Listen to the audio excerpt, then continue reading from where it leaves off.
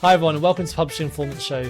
Today I'm really happy to be joined by Barbara Boyd, who is an author and she's also been the book coach to over 100 authors. So thank you for joining us, Barbara. Thank you, Teddy. It's nice to be here. No, thank you.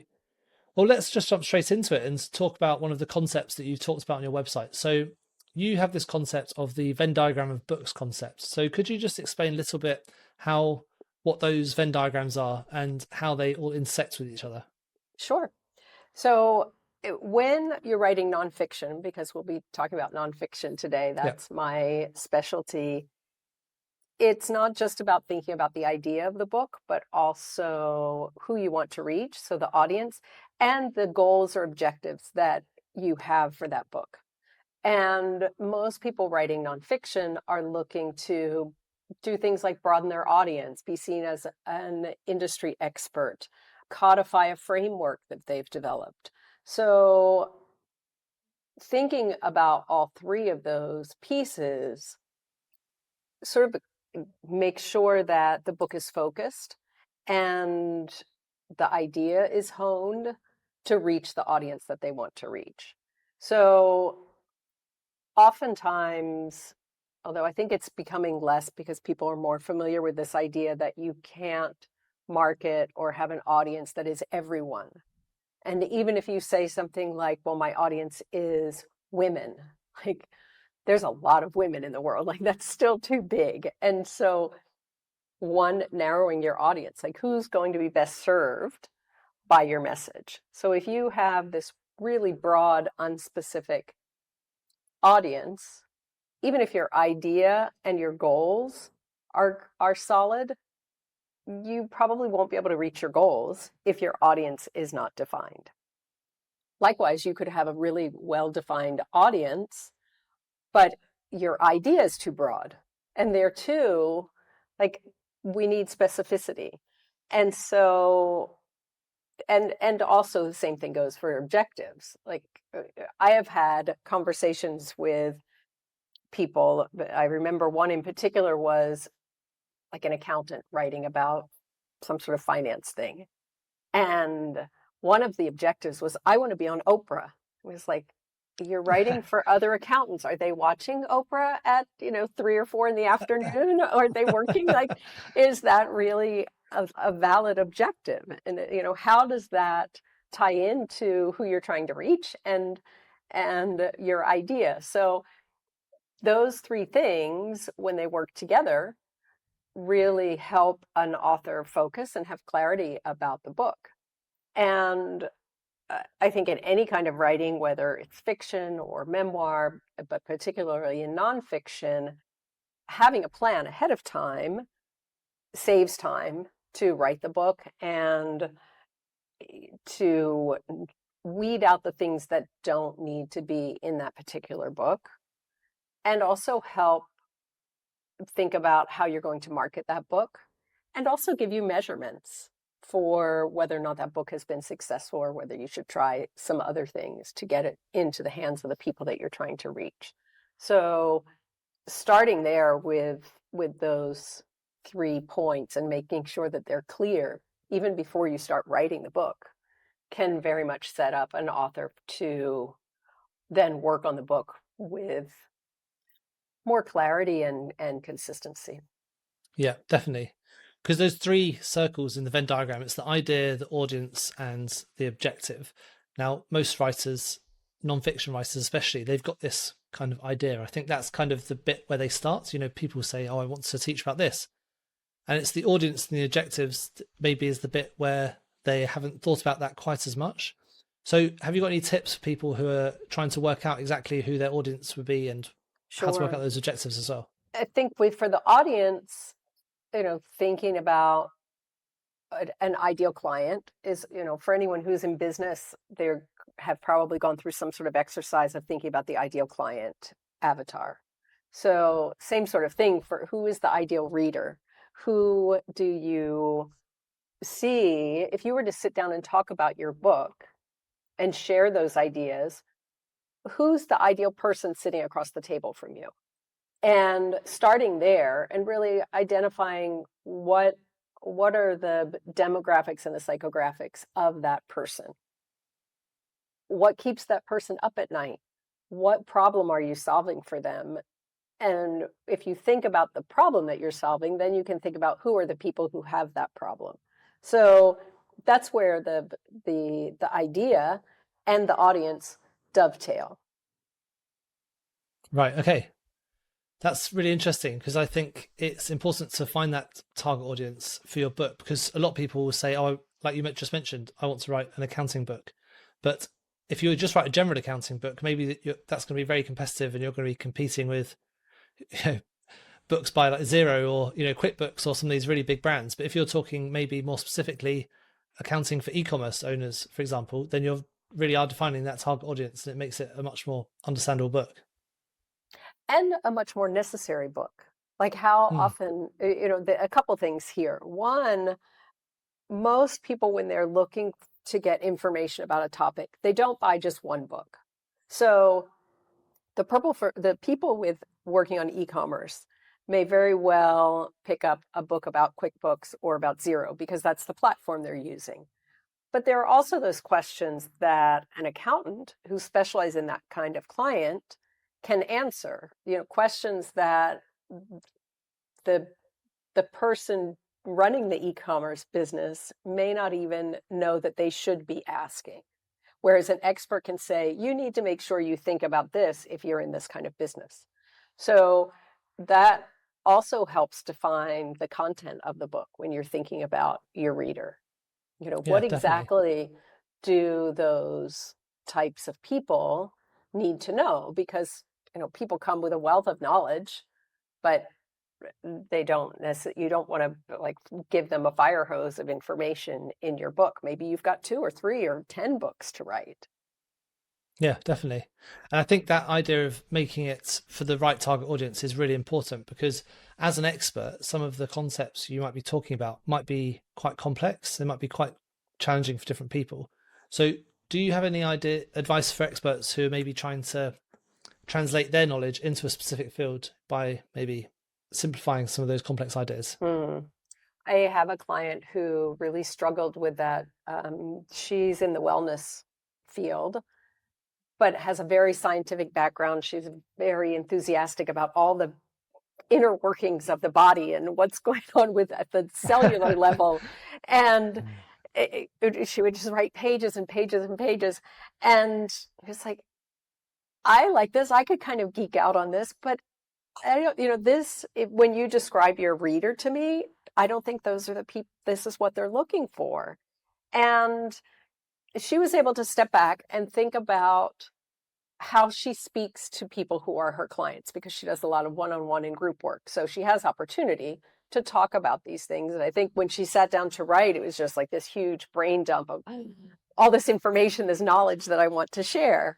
And so the exercise, going back in a little bit to that idea of you've got that person across the table from you. What do they need to know? What level do they need to know? So for anyone who has clients or is perhaps a mentor, thinking about how would you speak to that person? What do they need to know at a certain point in their journey with your information? Because you also, of course, take with the book, you take the reader on a journey. So sometimes it's not about giving too much information, but when in the book do you give that information? And sometimes it is about having multiple books. But again, keeping that reader in mind, what do they need to know? Where are they in their journey of why do they need your book right now, and what do they need to know right now? Yeah. Do you ever work with people to simplify those concepts by using any techniques such as storytelling, or by bringing a simple concept into something like an acronym or something like that, so that it makes that nonfiction book a bit more easy to understand for a regular person? Absolutely. I mean, storytelling is essential to nonfiction today.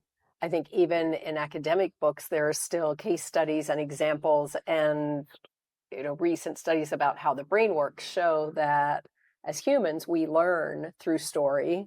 We remember better through story. So it's essential to use those examples and anecdotes in a nonfiction book, that it's not just factual or just a formula, if you will.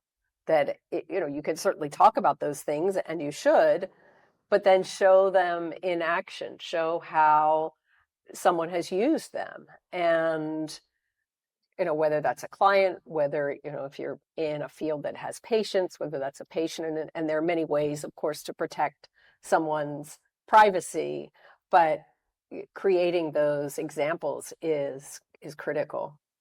Yeah, definitely. I mean, whenever you read nonfiction books, I always find it helps to have those stories to bring context to the things they're talking about.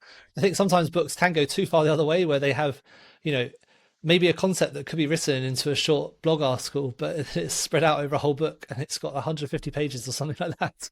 Some of the more famous people are a bit guilty of that, I think, but it really does make quite a big difference in bringing those concepts to life. I think that's, from what speaking to you before, I think that's one of the main benefits you can get from working with a book coach, is you can get some of those insights. So why don't you tell us a bit about what it would be like working with you to support that process? So let's talk about someone who has an idea but hasn't begun writing their book, because I do Yeah, let's work with say, people. Some people have started writing and they're struggling. Some people have a completed manuscript, and those are different circumstances. But someone who has an idea, wants to, say, build their audience and get their message out into the world. Maybe they have a framework for whatever their field is that solves a problem that a lot of people have. So I begin with a tool that I learned from Jenny Nash of Author Accelerator. I'm a certified book coach through Author Accelerator, and it's called right, Blueprint for a Nonfiction Book. And there are questions that take the author through that thought process that leads to the answers that would apply to the Venn diagram. Things like, why are you writing your book? Who are you writing your book for? How do you think you will market this book? What's your nightmare and dream book review? What does the jacket copy look like? Why are you the best person to write this book? Things that get them thinking about where they see their book in the world. So also things about comp titles. And then, of course, creating an outline that puts together the information that they want to share. And the outline is iterative. Most people don't get it on the first try. So yeah, um, you're thinking about, what are those top 10 or 12 points that you need to cover, and how does one topic lead to the next? And I think this is where a book coach can be really helpful, aside from walking someone through those questions about, why, when, how is this all going to happen, and for whom, but also thinking about the structure. Like, what's the best way to communicate this? You talked about an acronym. I worked with a woman once who came to me with a finished manuscript. She had an acronym in the final chapter for her whole framework. And it was like, wait a minute. And I don't remember what the acronym was, but I think it had 7 letters. And I was like, well, each of these should be a chapter. This is your book structure. I'm I'm really sorry, but yeah. we just need to start all over.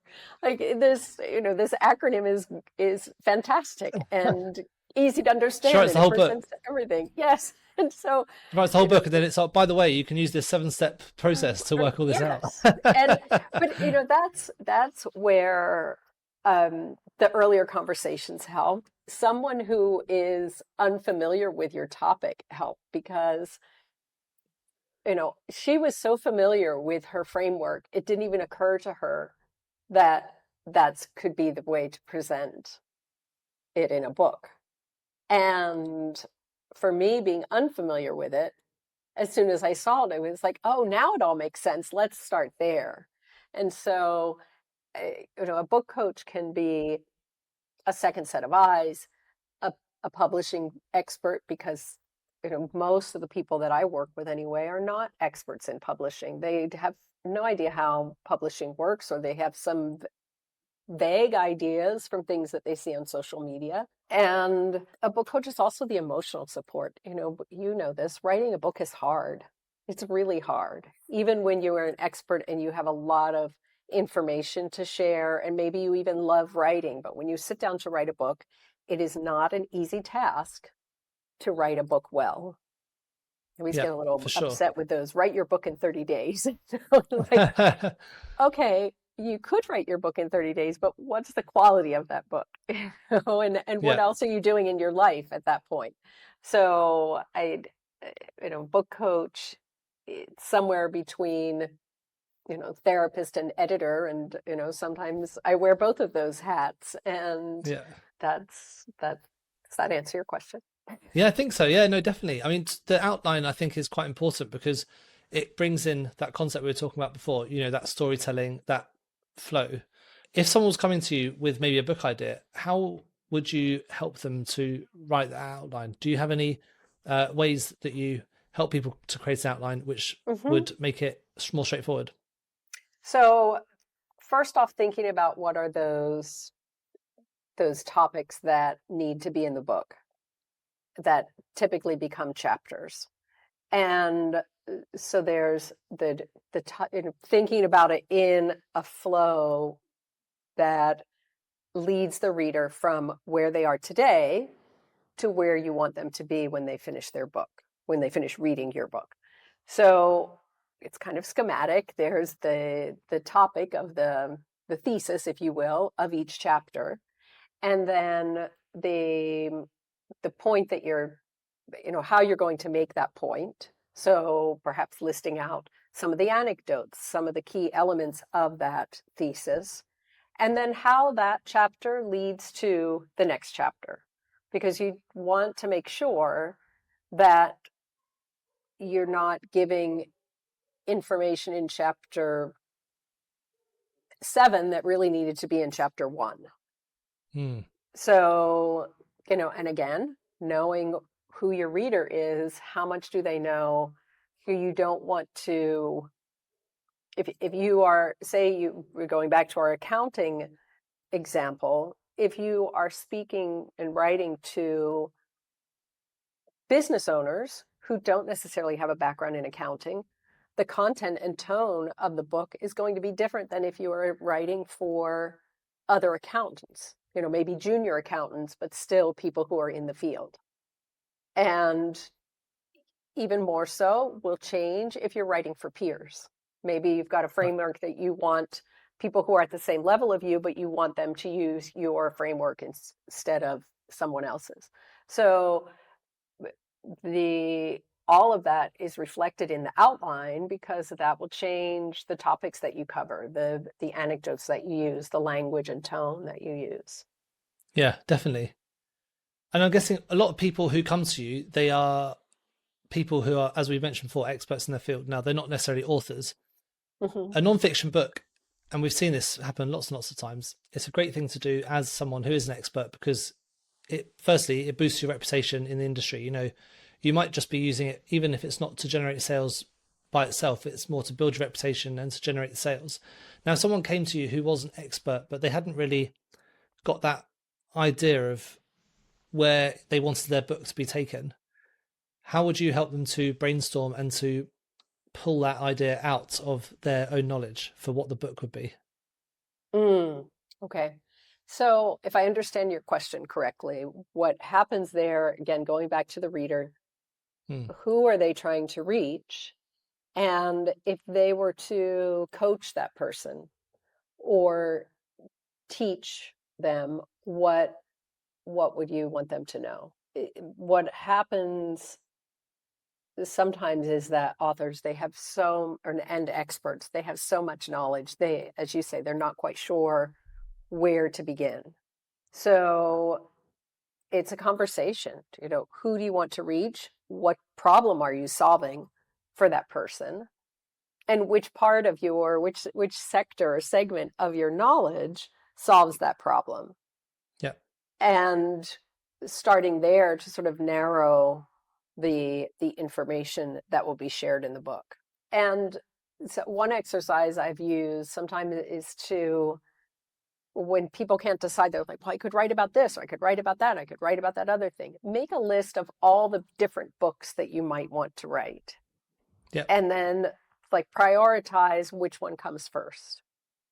In the PDF that goes with the Venn diagram, I talk about I use a really simple example about a dog trainer. And if you are writing a book about dog training for people who have never owned a dog, that's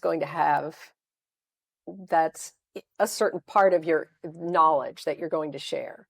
If you are teaching people how to be a dog trainer, that's a different level and a different segment of your knowledge. And so it's an ongoing conversation, and it really depends from client to client, because some clients know they're like, this is what I need to, these are the people I need to reach, this is the message that I need to share with them, and I'm just not sure how to structure this book, and I need accountability to get it written, and so forth. But when there's just a lot of knowledge to choose from, it does come back to the audience and also the objectives. What do you hope this book will do for you? Because as you say, most nonfiction books, they're not money makers. It's not about book sales per se. Book sales are great, but it is very much about building a reputation. It's about having something to hand out to clients, something to distribute in the back of the room when you're making speeches, something to almost work as a business card if you want to present yourself as a speaker on a podcast or at a conference, or other opportunities for networking. Yeah. Yeah, that's some great advice. I think, if you can brainstorm out those ideas and think about exactly what you just said, who is it you're trying to target and what do you want them to learn? I think you can quite quickly pull out one or even multiple book ideas that you can create, and it could really create that sort of process of getting those books made, like as a series almost. Mm-hmm. Yeah. Now, for writers who are maybe just starting out and they haven't written a book before, one of the things they might need to understand is the reader's journey. So obviously the reader needs to get from the beginning to end, and you want to make sure you're keeping them on track. Now, do you have any tips for helping writers to get that flow within their book? That goes back to the outline of looking at how one chapter goes to the next. So breaking down the big idea into smaller supporting ideas. And then for each of those ideas, how does one go to lead to the next? Where do, meeting your readers where they are in the beginning. So understanding this is their level of knowledge. And then what's the next thing they need to know? What's the next thing they need to know? Building blocks, or, a foundation, and then constructing, the house, and then putting the furniture in there, any number of metaphors we could use for that. And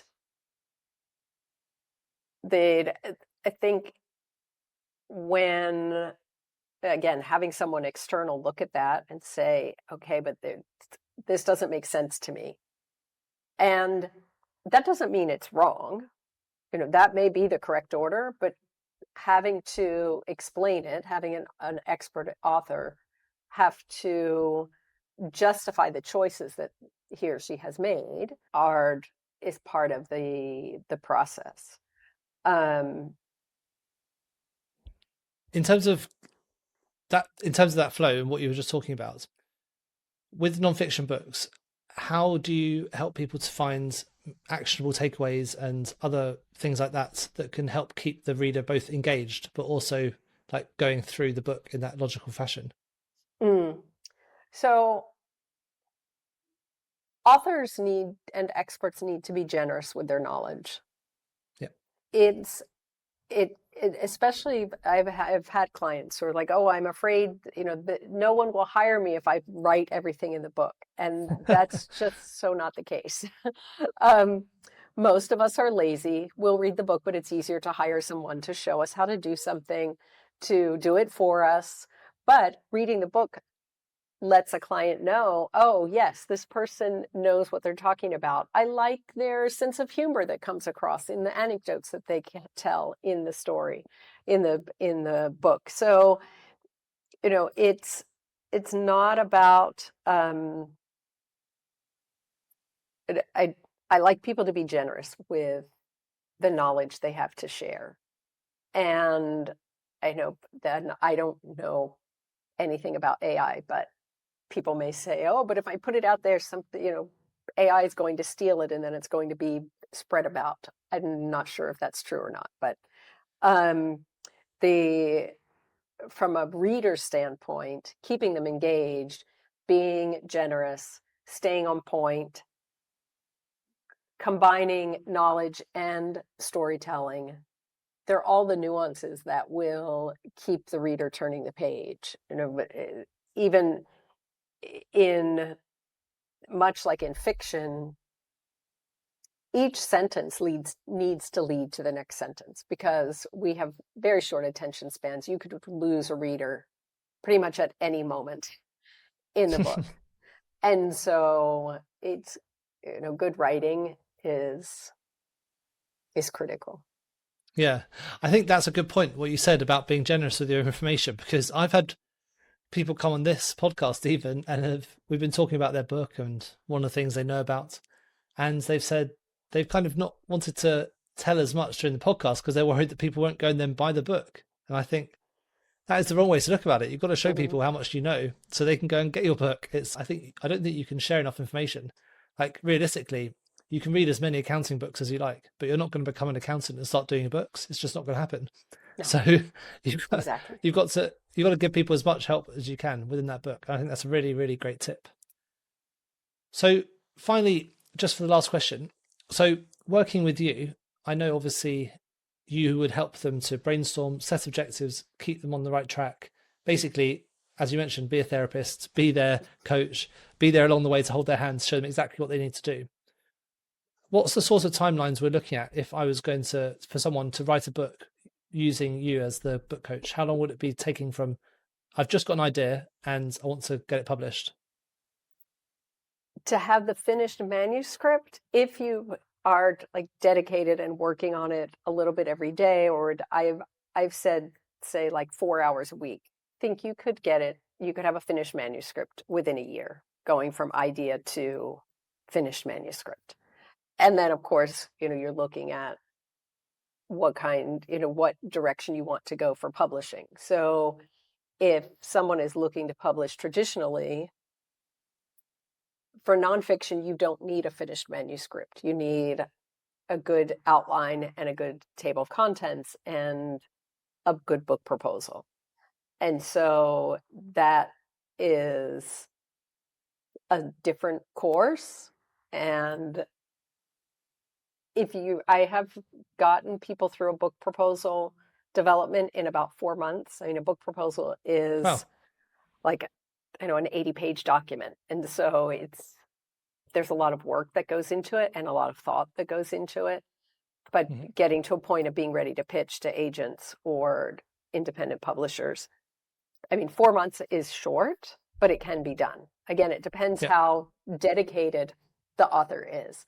But I think in writing a book, again, if you're putting the time in every week for a typical, 50, 60, 70,000 word nonfiction book, I think in a year, if you do the math and break down how many words a day does that work out to? It's doable. If you've done the work up front, like sometimes it may take a couple months to do the blueprint and the outline and get to the point where you're actually starting to write. But when you've done that foundation work ahead of time, the writing actually is a lot easier. Revisions can be a lot easier if you've got that solid outline from the get-go. Yeah. Just think about it like that, just over 1,000 words a week, you'd have your 60, 70,000 word manuscript like done in a year, definitely. And that really doesn't sound like that much. No. You probably write over 1,000 words of emails a day. So exactly. I think it's doable, isn't it? It is. For people who've done the NaNoWriMo, the novel writing in November Yeah. thing. Write a novel in a month. Yeah. Yes, in 30 Yeah. days. I think there it's something, it works out to something like 1,500 words a day. So Yeah. if you're looking at doing that over the course of a week, but again, having that foundation, having a good outline to work from, because when you've got a good outline to work from, you can also pick and choose. You don't have to write the book in order. You know, if you know, okay, this topic in chapter 6 is going to be really easy for me to write, and I feel like I need a boost today, so I'm going to write that today. Yeah. And, you know that this more challenging piece I'm going to have to do on the weekend, or I'm going to have to check into a hotel in the middle of nowhere and not have any distractions for a few days, because that's going to be really hard. So the outline also helps you with time management and accountability. Yeah, definitely. Well, there's been some great tips there. I've really enjoyed talking to you about that. I think, there's lots of tips in there for people who are experts to really take their knowledge and go and get it down in a book so that they can start building their career and showing everyone exactly what they know. Thank you for joining me. If people want to get in touch with you, what's the best way for them to do that? They can visit my website, which is barbarajboyd.com. Yep. They can also find me on LinkedIn. And those are two of the best ways, whether with a DM or I have a contact form on my website. I also have discovery calls. There's a scheduling feature on my website if someone has an idea that they're curious of whether or not they should work with a book coach, if they are interested in working with me. So that's another way to connect. Brilliant. Well, it's been great chatting to you. I'll put the links to the website in the show notes so people can click on those and get them really easily. So just finally, before we go, we've got one last question, and that's what is one book you recommend that everyone should be reading? So you told me about this question ahead of time, which I appreciate. I'm going to offer a suggestion for people who are thinking about writing a nonfiction book. There is a book called Write a Must Read by A.J. Harper. Okay. And it's part book, part workbook.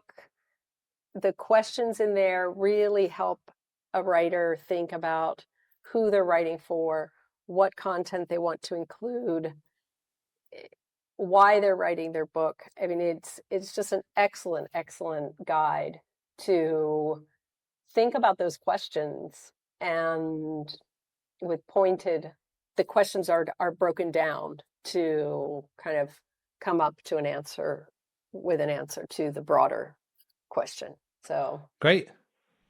Well, that sounds like a really interesting way of breaking down the book. I think I haven't heard of that one, so I'm going to have to go and check it out, because I speak to a lot of people who are writing nonfiction books. Yeah, brilliant. Really excellent. Okay. And by sharing the book, you're not doing yourself out of a job either. So I don't think so. I mean, again, I feel like be generous. It's like, be generous, definitely. Read that, then go and get a book coach. Well, thank you so much, Barbara, for joining us. It's been a really great conversation, and we'll speak again soon. Yes, thank you, Teddy. Thank you so much for tuning into the Publishing Performance podcast. I really hope you found today's episode inspiring. I love chatting to authors, writers, and people in the publishing world. Now, just before we wrap up, let me tell you about Publishing Performance, the #1 platform for authors who want to increase Amazon book sales, but are not really sure where to start. Now, this show is all about helping you to sell more books. And if you're looking to boost your publishing game and to maximise your book's potential on Amazon, then Publishing Performance is designed to help authors just like you to grow your readership and to reach a much wider audience. Now, I know that Amazon ads can be slightly complicated, which is why Publishing Performance is like having a personalised ad account manager to create your ad campaigns, to choose your best keywords, and to make adjustments in real time. Now, if you're investing in ads, you really want to make sure that your investment is being used effectively. And Publishing Performance does just that. It aims to make your budget go further, improve your organic rank, and target keywords more effectively.